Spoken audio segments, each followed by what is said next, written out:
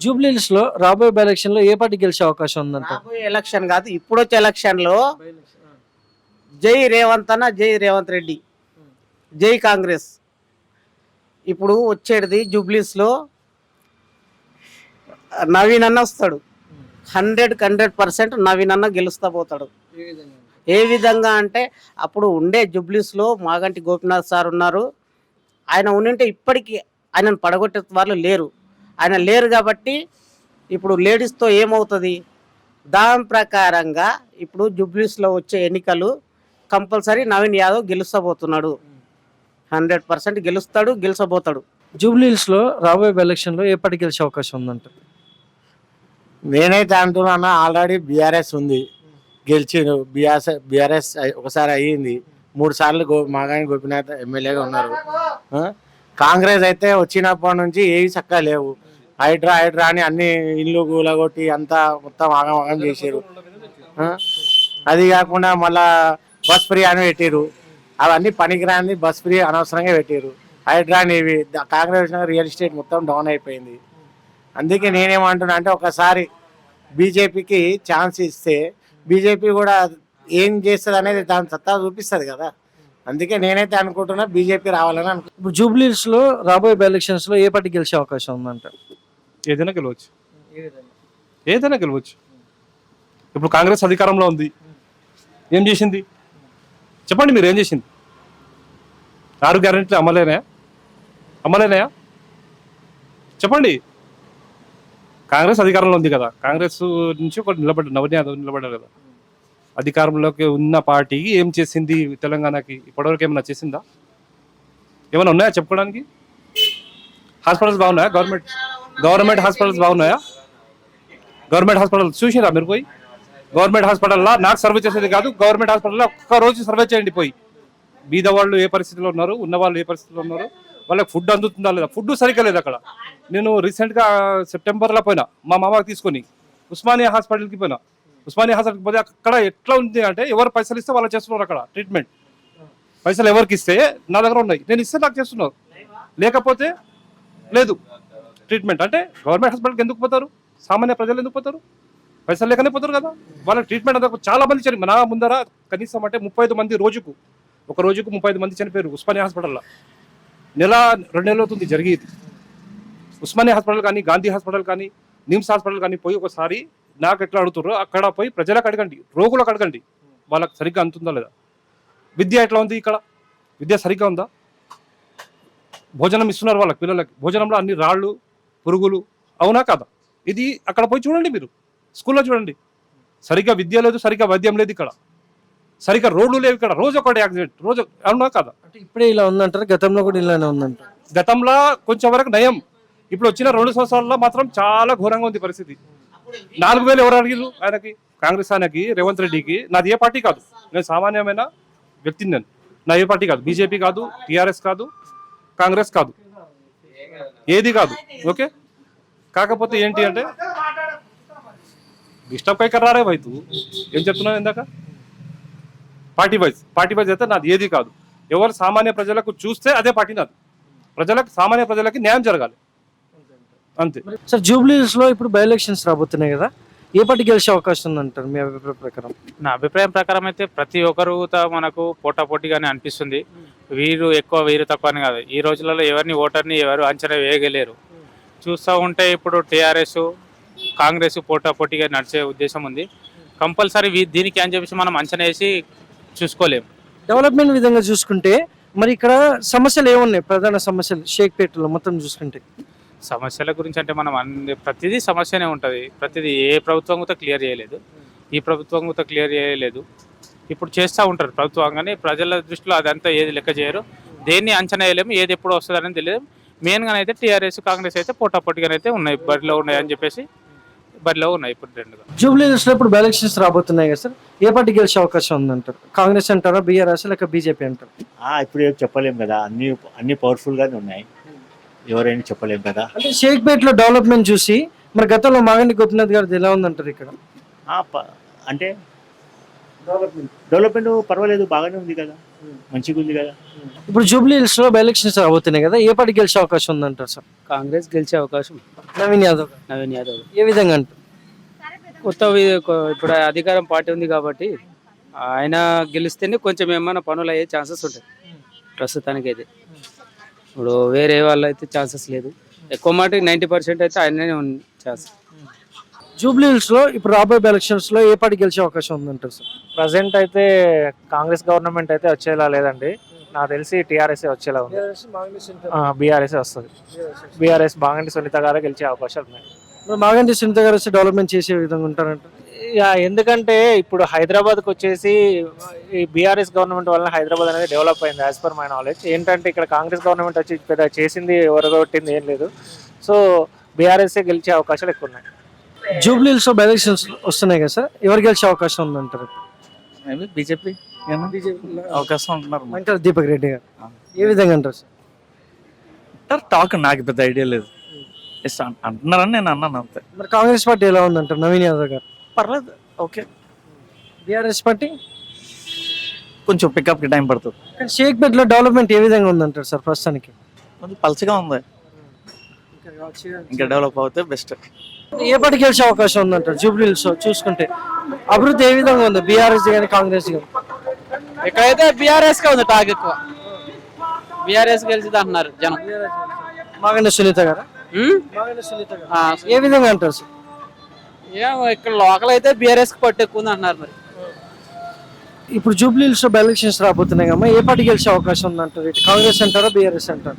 అంటే ఈ రెండు చెరి సమానం ఉన్నాయి, ఏది గెలుస్తుందో మనం చెప్పలేం కదా. ఎవరు వేసేటోళ్ళు ప్రజల మీద ఉంటది, ఇక మనం ఏం చెప్పాలని ఏం ఉండదు.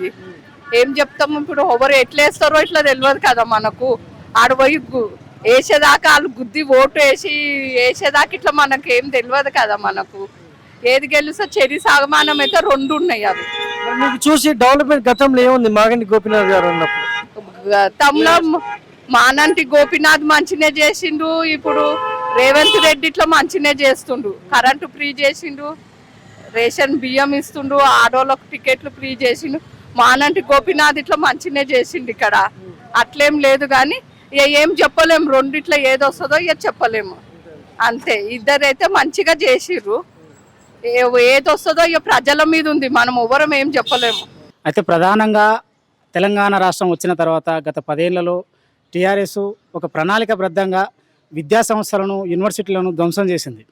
ఎట్ ఏ టైము కేంద్ర ప్రభుత్వం కూడా ఈ యూనివర్సిటీలను విద్యా వ్యవస్థను మొత్తం కాషాయీకరణ కార్పొరేటీకరణ చేస్తూ వెనుకబడిన దళిత మైనార్టీ వర్గాల విద్యార్థులను విద్యకు దూరం చేసే విధంగా కుట్రలు పన్నింది కనుక ఈ జూబ్లీ హిల్స్ ఉప ఎన్నికల్లో అటు బీఆర్ఎస్కి ఇటు బీజేపీకి రెండింటికి గుణపాఠం చెప్పాలని చెప్పి మేము ఉస్మానియా యూనివర్సిటీ విద్యార్థులుగా ఈరోజు ఇక్కడ క్యాంపెయినింగ్ నిర్వహిస్తూ ఉన్నాం.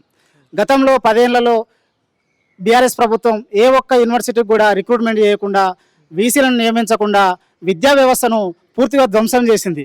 అంతేకాకుండా విద్యా వ్యవస్థకు ఇవ్వాల్సిన బడ్జెట్ను కూడా కేటాయించకుండా ఈ రాష్ట్రంలో విద్యా వ్యవస్థను దేశవ్యాప్తంగా వెనుకంజలో ఉంచింది కనుక ఈ కాంగ్రెస్ ప్రభుత్వం ఎంతో కొంత కమిషన్లు ఏర్పాటు చేసి విద్యా ప్రక్షాళన చేసే విధంగా అడుగులు వేస్తుంది కనుక కాంగ్రెస్ పార్టీకి మేము అండగా నిలిచేందుకు ఈరోజు ప్రచారం నిర్వహిస్తూ ఉన్నాం. ఈరోజు మిత్రపక్షాలు బలపరిచినటువంటి క్యాండిడేట్ నవీన్ యాదవ్ను అత్యధిక మెజార్టీతో గెలిపించవలసిందిగా జూబ్లీ హిల్స్ ప్రజలకు మేము తెలియజేస్తున్నాం. ఈరోజు మన సమస్యలు చూసినట్టయితే షేక్పేట్లో అదేవిధంగా జూబ్లీ హిల్స్లో చాలా సమస్యలు ఉన్నాయి. ఆ సమస్యలు గత గవర్నమెంట్ 10 సంవత్సరాల్లో ఏది చేయలేకపోయింది. ఇప్పుడు మన కాంగ్రెస్ పార్టీ ముందుంది కాబట్టి క్యాండిడేట్ కూడా అన్ని విధాల మరి ఆలోచన ఉన్న వ్యక్తి, అన్ని సమస్యలు చేసిన వ్యక్తి కాబట్టి రేపు రాబోయే రోజుల్లో మరి జూబ్లీ హిల్స్ యొక్క డెవలప్మెంట్ కావాలంటే మనం కాంగ్రెస్ పార్టీని అత్యధిక మెజార్టీతో గెలిపించాలి. గెలిపించి మన నవీన్ యాదవ్కు అత్యధికమైన మెజార్టీ వస్తే రేపు జరగబోయేటువంటి అభివృద్ధి కార్యక్రమాల్లో కూడా మరి షేక్పేట కానీ జూబ్లీ హిల్స్ కానీ అదేవిధంగా మోతీనగర్ కానీ ఎర్రగడ్డ కానీ ఇవన్నీ మరి బడుగు బలైన వర్గాలు నివసించే ప్రాంతాలు. ఈ ప్రాంతాల్లో ఎక్కువ ఓటు బ్యాంక్ ఉంది కాబట్టి మరి ప్రజలందరూ కూడా చేయి గుర్తుకు ఓటు వేయాల్సిందిగా విజ్ఞప్తి చేస్తూ మా యొక్క పార్టీ తరఫున మీకు తెలియజేస్తున్నాం. ఈ ఎన్నికలు పూర్తిగా కాంగ్రెస్కి ఈరోజు ప్రజలంతా కూడా పట్టం కడుతున్నారు. ప్రధానంగా జూబ్లీ హిల్స్ నియోజకవర్గానికి సంబంధించి జరుగుతున్నటువంటి ఈ బైపోల్లో నిజంగా బీఆర్ఎస్ బీజేపీ పార్టీలు ఓటు అడిగేటటువంటి నైతిక హక్కు లేదని చెప్పి మేము యూత్గా మేము కోరుతా ఉన్నాం. ఏ విధంగా అంటారు ఇప్పుడు సిపిఐ పార్టీ కేవలం ఇక్కడ చూసుకుంటే జూబ్లీ హిల్స్లో కాంగ్రెస్కి సపోర్ట్ చేయడం వెనుక ఏమంటారు మూలం? ఈరోజు కాంగ్రెస్ పార్టీ లౌకిక పరిరక్షణ కోసం, రాజ్యాంగాన్ని కాపాడడం కోసం ఈరోజు ఏదైతే ఒక హిందుత్వ భావజాలంతో బీజేపీ దాదాపు బీఆర్ఎస్ 10 సంవత్సరాల హయాంలో 1,00,000 కోట్ల అవినీతికి పాల్పడింది. మరి కాంగ్రెస్ ఏమో లౌకిక రాష్ట్ర అంటే రాజ్యం కోసం కాంక్షించేది, ప్రజల హక్కులను, కాన్స్టిట్యూషన్ హక్కులను కాపాడేటువంటి కాంగ్రెస్ పార్టీయే ఖచ్చితంగా ఈ ఎన్నికల్లో పోటీ చేసేటువంటి నైతిక హక్కు ఉంది. జూబ్లీ హిల్స్లో కాంగ్రెసే గెలుస్తుంది, గెలిపిస్తాం కూడా. ఎందుకంటే గత 10 సంవత్సరాలలో బీఆర్ఎస్ ఇక్కడ చేసింది అభివృద్ధి అనేది చాలా గుండుసున్నా. మీరు కనుక చూస్తే కాంగ్రెస్ గవర్నమెంట్ వచ్చిన తర్వాత మన గత 2 నెలల్లోనే ఇక్కడ ఓన్లీ షేక్పేట్ డివిజన్కి మాత్రం 40 కోట్ల శాంక్షన్స్ జరిగినాయి. ఇన్ఛార్జ్ మినిస్టర్లు ఎవరైతే ఉన్నారో వాళ్ళందరికీ ఇక్కడ ఉన్నటువంటి అసోసియేషన్ ప్రెసిడెంట్స్ కావచ్చు, ఇక్కడ ఉన్న సమస్యలను అందరినీ వాళ్ళకు వినతి పత్రం ఇస్తే వాళ్ళు ఇక్కడ ఏ రకమైన డెవలప్మెంట్ కావాలి అని కమిషనర్ గారిని పూర్తి ప్రభుత్వ యంత్రాంగాన్ని అంతా తీసుకొని వచ్చి షేక్పేట్ డివిజన్లో ఆల్మోస్ట్ 40 కోట్లకు పైగా అభివృద్ధి కార్యక్రమాలు చేపట్టారు. అవన్నీ జీవో రూపంలో కూడా శాంక్షన్స్ జరిగినాయి. 10 సంవత్సరాలలో ఇక్కడ నీకు వర్షం వస్తే వరద డౌన్ స్ట్రీమ్ ఉన్నప్పుడు వరదలు వచ్చి ఇళ్లలో కూడా నీళ్ళు వచ్చే పరిస్థితి ఉన్నది ఇక్కడ. సో వాటన్నిటికి కూడా క్లియరెన్స్ చేసేసి శాంక్షన్స్ చేసిండ్రు.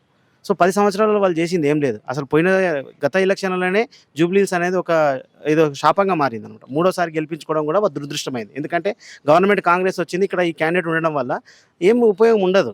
జూబ్లీ హిల్స్లో జరగబోతున్నటువంటి బై ఎలక్షన్లో ఈ షేక్పేట్ నుంచి ఇప్పుడు సిపిఐ పార్టీ వాళ్ళు కాంగ్రెస్కి మద్దతు తెలుపుతున్నారు కదా, దానిపై మీ అభిప్రాయం ఏంటి? ఈరోజు ఇండియా కూటమిలో కాంగ్రెస్ కూడా భాగస్వామ్యం, సిపిఐ కూడా. ఈ మతం వల్ల ఈ దేశంలోనే ప్రజలకందరికీ ప్రమాదం ఏర్పడేటటువంటి అవకాశం ఉంది.